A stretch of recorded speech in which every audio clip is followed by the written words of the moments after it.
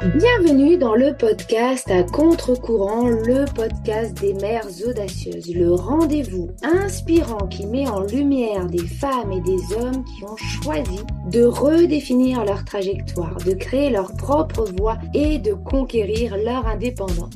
Je suis votre hôte, Nathalie Grimaud-Morvillier, et je suis honorée de vous accompagner dans ce voyage extraordinaire. Après plus de 15 ans en tant que salariée dans le domaine du marketing digital et après 4 discriminations à la maternité, j'ai décidé de prendre mon indépendance pour mieux profiter de mes enfants sans renoncer à ma carrière professionnelle. Avec la tribu digitale, j'aide désormais les parents à en faire de même. Dans ce podcast, à chaque épisode, nous vous présenterons des histoires captivantes de mères audacieuses, de pères engagés, mais surtout de parents déterminés qui ont trouvé le courage de se réinventer pour mieux concilier leur vie personnelle et professionnelle. Qu'il s'agisse de maman, de papa ou de famille, notre podcast est un espace où chacun peut trouver une source d'inspiration, de conseils et de perspectives pour embrasser un avenir empreint de flexibilité, d'épanouissement et de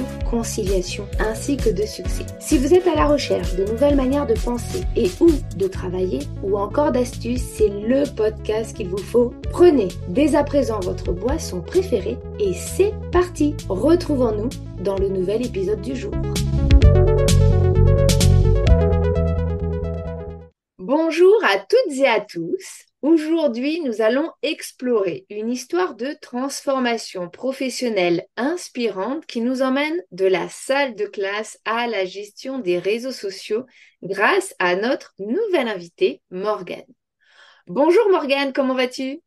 Bonjour Nathalie. Ça va très bien. Merci beaucoup de m'avoir invitée aujourd'hui.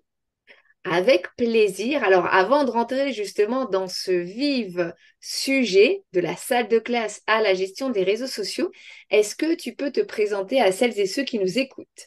Oui, bien sûr. Alors, je m'appelle Morgane, j'ai 37 ans, je vis dans les Ardennes. Pour ceux qui connaissent pas, c'est au nord-est de la France. Je vis là-bas avec ma famille et je suis community manager depuis plus de 2 ans maintenant. Donc, un changement dont on va reparler incessamment sous peu. Mhm. Tu es aussi maman. Combien d'enfants as-tu et quels âges ont-ils? Alors, je suis maman de 2 enfants, 2 garçons. Donc, il y a Louis qui a 8 ans et puis Camille qui a eu 3 ans. Bon, super. Est-ce que tu peux raconter également aux personnes qui nous suivent comment on s'est rencontrés? Eh ben oui, on s'est rencontrés. Enfin, c'est plutôt moi d'abord qui t'ai remarqué parce que j'ai suivi la formation de la tribu digitale pour devenir community manager. Ça, c'était fin 2020, début, pardon, 2021. Ouais, c'est ça. Donc, ça commence à faire, effectivement, c'est pour ça que ça fait 2 ans que tu es community manager. Voilà. Je vais te poser une question que j'aime bien poser aux invités que je reçois. Si tu étais une femme à impact connu, qui serais-tu et pourquoi?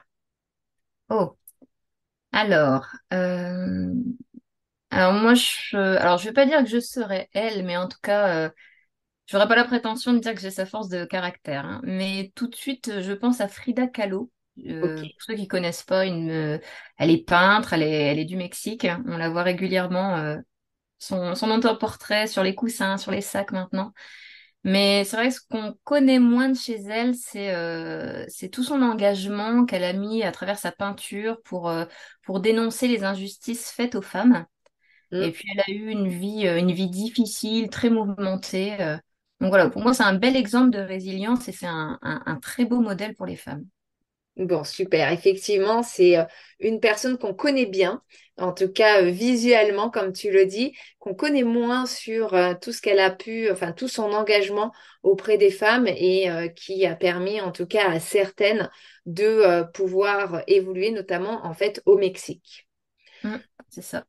On va maintenant rentrer dans le vif du sujet. Imaginez-vous, chères auditrices, chers auditeurs, en train d'enseigner à une classe pleine d'enfants curieux qui partagent votre passion pour l'éducation et la croissance intellectuelle.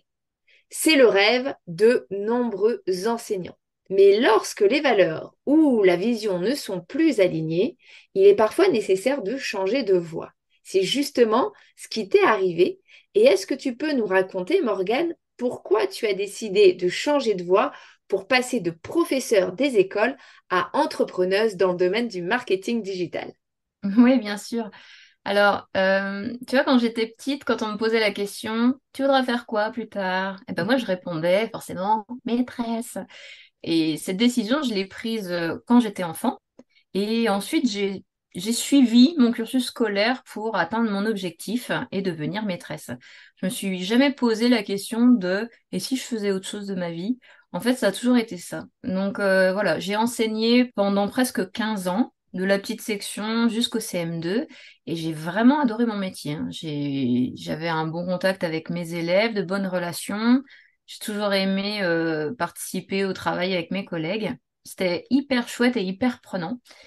Mais voilà, au bout de 15 ans, comme je t'ai dit, j'ai alors non pas eu l'impression de faire le tour de ce métier-là, parce qu'en fait, c'est un métier qui est toujours en évolution, il y a toujours à apprendre. Donc, j'ai pas fait le tour, mais par contre, j'avais vraiment envie de découvrir d'autres choses et puis d'aller vers un autre milieu. Je suis très curieuse de nature et voilà, j'avais pas envie de faire toute ma vie un seul métier. Et puis, voilà, avec le temps, je voyais de plus en plus les difficultés qu'il y avait à l'éducation nationale, les problématiques qui sont reconnues par beaucoup, mais qui sont pas forcément réglées, Mm. le manque de considération, et puis ajouter à cela la charge de travail cachée, qui est vraiment impressionnante hein, dans ce secteur d'activité. Donc, voilà, c'est ça qui m'a donné envie de changer de voie. Et puis, au niveau personnel, tu vois bien, chaque enseignant peut gérer son travail, son temps de travail aussi. Il prépare ses cours comme et quand il a envie. Et moi, mon quotidien, c'était de partir très tôt le matin. Donc, j'avais mon fils qui était petit et qui se réveillait juste le matin pour me dire au revoir, maman. Et je le voyais pas plus que ça de la journée. Donc le Mm. midi, tu vois, je rentrais pas parce que je travaillais trop loin. Et le soir, je rentrais tard parce que je préférais rester à l'école, préparer ma classe, ranger, enfin, tu vois, faire mon travail de D'accord. maîtresse. Mm. Et quand je rentrais, bah, tard, bah, mon conjoint était allé rechercher mon fils, l'avait fait goûter, avait fait le bain, commençait à préparer le repas. Et en fait, tu vois, je reposais tout sur mon conjoint et j'étais pas présente pour mon enfant. Donc c'était différent pendant les vacances, mais tu vois, c'était un rythme de vie les jours d'école où bah, je profitais pas assez de ma famille, quoi.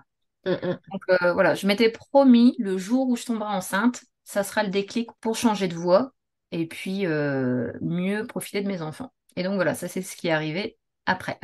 Donc, lors du deuxième, là, tu t'es dit, allez, on change de voie et on va essayer de travailler différemment pour pouvoir aussi mieux profiter de ses enfants. C'est ça. Tu vois, je découvre, c'est vrai qu'on se dit souvent, bon, bah, maîtresse d'école, c'est grosso modo 9h, 16h30 et ensuite on rentre chez soi et donc on profite de sa famille, on peut voir ses propres enfants, etc. On a, si on travaille pas le mercredi et les vacances scolaires, aussi ce temps-là. Mais finalement, comme on s'organise en fonction de chacune, toi, tu avais plutôt, en tout cas, pris l'habitude de travailler à l'école, de préparer ta classe, de mettre à jour pour le lendemain, etc. Ce qui fait que finalement, tu n'étais pas du tout sur un temps, on va dire, plus court, ou en tout cas qui semble être moins important en termes de délai pendant lequel tu n'es pas avec Ben ta oui, c'est famille. ça. Et en fait, c'est pour ça que je dis que chacune travaille différemment. Enfin, chacun, hein. Il y a aussi des enseignants et des enseignantes. Chacun travaille différemment. Mais moi, c'est vrai que je travaillais beaucoup sur le temps scolaire où je restais jusque tard le soir. Puis après, bah, t'as tout le travail aussi à la maison parce que je retravaillais aussi bah, le mercredi, un jour sur deux les week-ends. Donc c'est pour ça, c'est vraiment une charge de travail cachée. Et voilà, j'avais besoin de faire autre chose et de plus mettre mon enfant de côté pour faire passer mon travail en priorité. Mhm. Oui, c'est vraiment ce qui t'a poussé en fait à prendre ce virage audacieux et ce Mm. n'est pas rien parce que se lancer en plus dans l'entrepreneuriat quand on a travaillé pendant de nombreuses années, on va dire en entreprise et là encore plus dans l'administration française, c'est pas forcément évident. Est-ce que tu as rencontré des difficultés au moment de te lancer, des peurs peut-être, et comment tu les as surmontées? Eh ben, écoute, moi j'ai toujours gardé en tête mon objectif, comme je t'ai dit tout à l'heure, qui est de pouvoir profiter de ma famille et de mes enfants. En fait, c'était ça vraiment mon objectif. Voilà, je sais que c'est comme ça en ce moment, à un instant T. Ils sont petits, j'ai envie d'être là en ce moment. Peut-être que ça évoluera plus tard, tu sais, quand ils seront ados ou quand ils voudront plus leurs parents sur le dos. Mais en tout cas, voilà, j'avais envie d'avoir une activité, de me créer une activité pour être là à ce moment-là. Et donc, j'ai fait des choses pour y arriver. Donc, tu vois, quand tu me parles de difficultés, pour moi, j'ai pas l'impression que c'est des difficultés. Tu vois, il y a des choses qui se passent. Et voilà, quand il y a quelque chose qui se présente, ben, qui peut être assimilé à une difficulté, ben, je vais tout de suite réfléchir à ce que je peux mettre en place, moi, pour essayer de le contourner ou pour continuer d'avancer, quoi. Autant mon métier de maîtresse, j'avais décidé petite de le faire et j'ai suivi le cursus. Et là, pareil, quand j'ai pris ma décision, parce que voilà, je suis tombée enceinte, donc bim, je m'étais promis de changer de métier. Et ben, une fois que ça a été acté, ben, je me suis donné les moyens d'y arriver, quoi. Donc voilà, j'ai suivi ma formation en travaillant comme il fallait pour y arriver. D'ailleurs, mon bébé est né pendant que je me formais. Tu vois, pour certains, ça aurait pu être un frein et puis de se dire, bon, allez, je mets de côté la formation. Mm, Mais mm. non, moi, mon objectif, c'était de me former, justement pour bien l'accueillir et prendre le temps après d'être avec lui. Donc, on a concilié les deux. J'adorais d'ailleurs hein, cette période-là de pouvoir concilier les deux, c'était top. Donc voilà, j'ai pas lâché tout ça. Et puis, ben, on s'adapte finalement au quotidien, quoi. Donc voilà, je veux lancer mon activité. Comment je fais pour trouver mes clients? Ben, c'est compliqué, c'est pas simple, ça tombe pas comme par magie, mais voilà, il y a des plans d'action, des choses à mettre en place. Il faut prospecter, faut se montrer sur les réseaux, faut faire du réseautage en présentiel. Donc c'est pas des choses qui sont innées et que voilà, sur lesquelles on se lancerait tout de suite, mais il faut les faire pour arriver à ces objectifs. Voilà, le but c'est aussi de se donner les moyens pour y parvenir, quoi. Oui, et puis finalement, le résultat est à la hauteur de ton objectif et puis de ce que tu avais en tête. Donc, c'est vrai Ouais, que c'est te ça. mettre en action, c'est ce qui t'a permis finalement de pas trop te poser de questions. Mm. Si tu as rencontré des difficultés, bah, tu les as surmontées les unes après les autres sans trop te projeter et sans trop avoir peur. Et ça t'a permis vraiment, voilà, aujourd'hui d'avoir une activité qui est plus en adéquation finalement avec tes besoins personnels qui, Ouais, comme tu le dis, peut-être évolueront aussi avec ouais, c'est les ça. besoins de tes enfants. Mm, mm. Est-ce que tu as justement consulté des mentors, des conseillers en carrière ou des amis pour obtenir des conseils et un soutien pendant toute cette période de transition? Et est-ce que, si ça a été le cas, cela a influé ta décision puis ta persévérance de te dire, allez, c'est vraiment la voie que je vais suivre, quoi qu'il advienne, je continue et j'ai cette force et cette résilience, pardon, suffisante pour pouvoir y arriver? Bah, tu vois, cette force, moi, elle était à la maison. Parce qu'en fait, j'ai vraiment la chance d'avoir un conjoint qui m'a toujours soutenue depuis le début. Tu vois, il voyait que je commençais à être mal dans mon ancien métier et il voulait me soutenir aussi pour que je trouve une activité qui me plaise. Et puis, j'ai de la chance, c'est son métier, en fait, d'accompagner dans la création d'entreprise. Ah, Donc, génial. bah ouais, c'était top parce qu'en fait, tout de suite, à deux, on a validé que cette activité-là, elle était faisable, elle pouvait être rentable. Donc tout de suite, je me suis appuyée sur lui pour voir combien de clients il me faudrait, combien il faudrait facturer, en combien de temps. Enfin, donc tu vois, je me suis vraiment aidée de lui pour faire ce projet et puis voir que le projet était faisable, quoi. Donc, et puis, quand tu as un appui comme ça, tu as confiance en toi et tu as confiance en ton projet. Mm, Donc, mm. alors, j'ai de la chance d'avoir mon conjoint, mais voilà, si d'autres personnes qui souhaitent elles aussi se lancer n'ont pas à la maison quelqu'un qui est capable de les appuyer comme ça, il y a plein de structures justement où on peut être aidé comme ça pour faire aboutir son projet, quoi. Donc voilà, c'est vrai qu'à la maison, c'était chouette. Et puis, ce qui est bien avec mon conjoint, c'est que bah, on était après avec le même rythme de vie tous les deux. Tu vois, on est tous les deux Ouais. entrepreneurs et on avait aussi tous les deux, pardon, cette volonté de nous occuper de nos enfants et d'avoir notre vie pro à côté et d'être épanouis dans les deux. Donc, à la maison, si je peux te raconter un petit peu, tu vois, à la maison, on travaille nous pendant que nos enfants sont à l'école. Mhm. Et puis après, quand l'école est terminée, eh ben, on se retrouve tous les quatre. Et puis bah, tu vois, c'est le moment du goûter, des devoirs, on prépare le repas, on prend les douches, les bains. Et puis quand les enfants sont couchés, Ben nous, on se met pas devant la télé dans le canapé. Non, nous, on reprend notre ordinateur et on travaille tous les deux. Parce que voilà, on doit avancer chacun sur nos projets. Et en fait, c'est un rythme de vie, nous, qui nous convient parfaitement, quoi. Donc, on a trouvé notre rythme, on sait quand on peut travailler. Nous, on apprécie de travailler le soir, justement, d'avoir un petit peu plus de temps. Donc, tu vois, c'est nous deux, en tout cas, ça nous a bien aidés. Et cette reconversion-là, bah, on s'entraide plus, on s'apporte des conseils. Ça nous a vraiment rapprochés. Donc, tu vois, c'était une reconversion qui m'a servi juste pour moi. C'était vraiment pour toute la famille, beaucoup plus positif pour toute la famille, quoi. Ouais, je comprends tout à fait, effectivement, Mm. puisque c'est un peu pareil chez moi, puisqu'on retravaille, on est tous les deux entrepreneurs, on retravaille Ouais, aussi le soir lorsque les enfants sont couchés, plutôt que se mettre devant la télé. Et effectivement, même si chacun est sur ses projets, ça permet une certaine entraide, on va rigoler sur les cas qui nous arrivent, etc. Et c'est vrai que ça crée une vraie proximité, et finalement, on passe vraiment beaucoup de temps avec les personnes qui nous sont le plus chères au monde, finalement, ouais, c'est nos ça. enfants et notre mari. Et se dire aussi que c'est pas une contrainte. Enfin, moi, je le vis pas comme ça. C'est pas une contrainte, ça me fait plaisir. Parce on a des activités qui nous plaisent. Et du coup, c'est pas une contrainte de reprendre l'ordinateur. Au contraire, on est content de travailler sur nos projets, quoi. Ouais, tout à fait, tout à fait. Quitter la fonction publique, on le sait, c'est pas forcément simple. Mhm. Tu étais dans la fonction publique. Qu'est-ce que tu as pu mettre en place pour réussir cette reconversion professionnelle et surtout ton départ de professeur des écoles pour devenir entrepreneuse?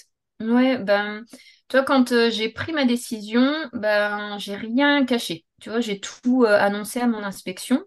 J'ai expliqué que je voulais me former, que je voulais me reconvertir. J'ai été claire dès le début. J'ai eu des entretiens avec mes supérieurs hiérarchiques. Et puis après, j'ai tout documenté avec des dossiers, des courriers, vraiment pour expliquer toute mon évolution. Et puis, alors c'est vrai que c'est compliqué d'en sortir de l'éducation nationale, mais c'est vrai que mon statut de fonctionnaire m'a quand même bien aidé parce que, tu vois, j'ai pu utiliser mon CPF pour me former. Mhm. Euh, et puis, j'ai pu aussi, justement, en expliquant mes souhaits, bénéficier d'un cumul d'activités. Parce que quand tu es fonctionnaire, tu n'as pas le droit de devenir entrepreneur, sauf là, à cette époque-là. Je crois que ça a changé, mais à cette époque-là, il fallait que je demande un cumul d'activités. D'accord. Ça m'a permis, tu vois, au tout début, quand je suis revenue de congé mat, de tester mon activité d'abord à 20% pendant Mhm. quelques mois. Après, l'année scolaire d'après, j'ai pu la tester à 50%. Et l'année scolaire d'après, j'ai pu la tester, enfin, c'était plus du test là, mais Oui, voilà, j'ai pu à 100%. l'exercer à 100%. Donc, j'avais demandé une disponibilité qui m'a été accordée. Et là, je suis encore sous disponibilité. C'est ma deuxième année. Et puis, ben voilà, c'est chouette parce que ça m'a permis de valider mon projet, d'y aller étape par étape et puis de voir que ça pouvait fonctionner et puis d'avoir du temps en plus, quoi. Ah oui, Donc, c'est génial. ouais, c'est top. Donc, pas de maintien de salaire quand tu es en dispo, mais Mhm. tu as l'occasion de, si ça se passe mal, de pouvoir revenir au bout de 2 ans. Pour le moment, moi, ça se passe bien. Et puis, bah, après, ça sera sans doute une démission ou une rupture conventionnelle. On verra ça à la fin de l'année scolaire. Ok, bon bah en tout cas oui c'est bien parce que ça t'a permis de tester. Il serait que souvent moi je dis en tout cas pour celles qui sont en CDI ou qui sont déjà en poste, allez-y par étapes. Ça permet Ouais, de rassurer aussi d'un point de vue financier parce qu'on a toutes des factures à oui, payer et oui, c'est d'être ça. sûr finalement que voilà l'activité est rentable, qu'on arrive à trouver des clients et que finalement on peut se lancer à 100%. Ouais, c'est ça.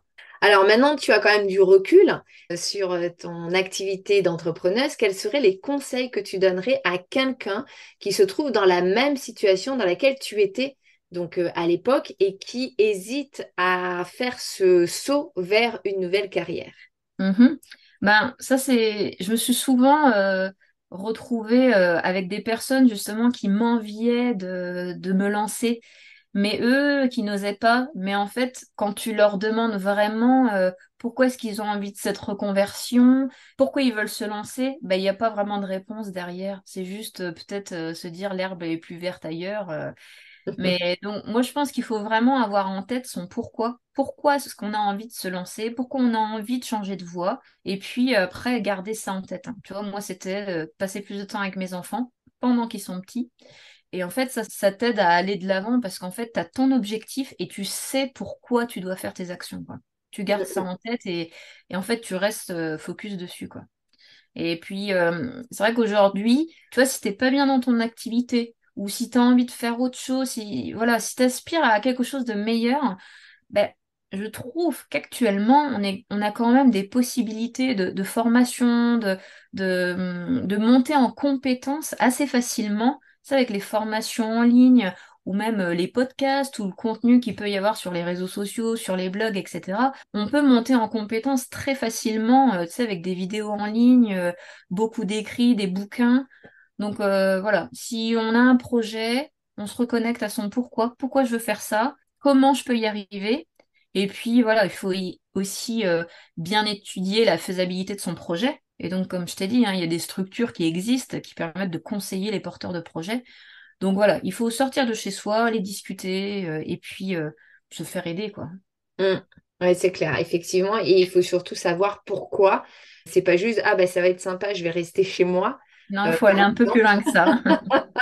Ou je vais pouvoir prendre des vacances quand j'en ai besoin ou quand j'en ai envie. C'est vraiment, en fait, au fond de soi, un vrai pourquoi qui va nous animer et qui va surtout nous permettre de garder la motivation sur du moyen et du long terme. Ouais, c'est ça, parce que les petites phrases que tu viens de dire, là, ça va pas sur du long terme. C'est-à-dire C'est que ça. quand tu auras un problème, un obstacle, bah là, tu vas lâcher parce que finalement, ta raison, elle est pas suffisante, quoi. Donc, Exactement, c'est tout à fait ça. Une dernière petite question, en ce début d'année 2024, quelles sont les astuces ou les conseils que tu pourrais transmettre à celles et ceux qui nous écoutent pour vaincre leur peur de se lancer, gérer leurs doutes et puis surtout pouvoir passer comme ça d'une situation où ils sont plus en phase à une situation, que ce soit l'entrepreneuriat ou pas, hein, peu importe, mais en tout cas où ils vont être beaucoup plus en phase malgré des sentiments peut-être négatifs, des émotions peut-être un petit peu complexes qu'on peut ressentir en période de transition, puisqu'on passe dans, on va dire, de quelque chose qu'on maîtrise à quelque chose qu'on maîtrise moins, en tout cas pendant la phase d'apprentissage. mais tu sais, tu parles de la transition, mais même quand tu es entrepreneur, hein, il y a des hauts et des bas tout le temps. Donc ça, ça va être régulier, quoi. C'est Mais vrai. voilà, moi, j'ai plusieurs conseils. Déjà, quand on parle d'un projet de reconversion, faut déjà être sûr de soi, ouais. Et puis, quand on en parle aussi, quand on va annoncer, voilà, son projet à sa famille, à ses amis, ben, on va avoir d'un côté les personnes qui vont nous encourager à fond, et puis il y a ceux aussi qui vont nous dire t'es sûr de ton projet? T'es sûr de ce que tu fais? T'as pas peur que ça marche pas? T'as pas peur que ceci, cela? Toutes ces personnes-là, déjà qui sont négatives ou qui vont un peu nous freiner, ben voilà, il faut pas les écouter. Parce que généralement, ben, ces personnes-là, elles projettent sur nous leur propre peur. Oui. Donc voilà, il faut plus aller s'entourer. Évidemment, tous les conseils sont bons à prendre. Mais voilà, le mieux, c'est quand même d'aller s'entourer des personnes qui ont franchi le pas, comme on a envie de faire, quoi, qui eux se sont lancés, aller les rencontrer, aller discuter avec eux, voir ce qui a fonctionné pour eux, pas fonctionné pour eux, comment ils ont trouvé la motivation, etc. Et ça, des personnes comme ça, ben, tu peux en trouver très facilement, que ce soit sur les réseaux sociaux, que ce soit avec les personnes avec qui tu te formes, que ce soit voilà, dans les réseaux d'entrepreneurs aussi. Mm. Voilà, tout le monde s'est lancé à un moment donné. Et voilà, je pense qu'il faut pas rester seul. Il faut aller discuter. Il y a énormément de structures, d'associations qui permettent d'encourager et de conseiller les porteurs de projets, mais aussi les personnes, les dirigeants, comment garder justement cette motivation, avoir des conseils, etc. Ben ça, c'est en faisant partie aussi de réseaux d'entrepreneurs. Moi, je sais bien que j'ai des copines avec qui on s'appelle tous les mois pour parler business, où on est chacune dans notre business différent, mais voilà, on s'entraide, on se donne des conseils, voilà, on entretient comme ça ces discussions pour se motiver au quotidien, quoi. Donc, il faut trouver des personnes avec qui on est bien et puis oser s'entourer et puis discuter, quoi. C'est clair qu'effectivement, il ne faut pas rester seul. Eh ben, merci beaucoup en tout cas pour tous tes conseils, Morgane. Pour finir cette interview, est-ce que tu peux justement nous partager une expérience ou un moment particulier, une anecdote qui a renforcé ta détermination à poursuivre dans cette nouvelle voie? Eh ben, ça va peut-être sembler basique pour certains, mais tu sais, quand j'étais maîtresse et qu'il fallait prendre un rendez-vous pour un de mes enfants, eh ben, c'était toujours galère parce que je pouvais que le mercredi ou très tard le soir.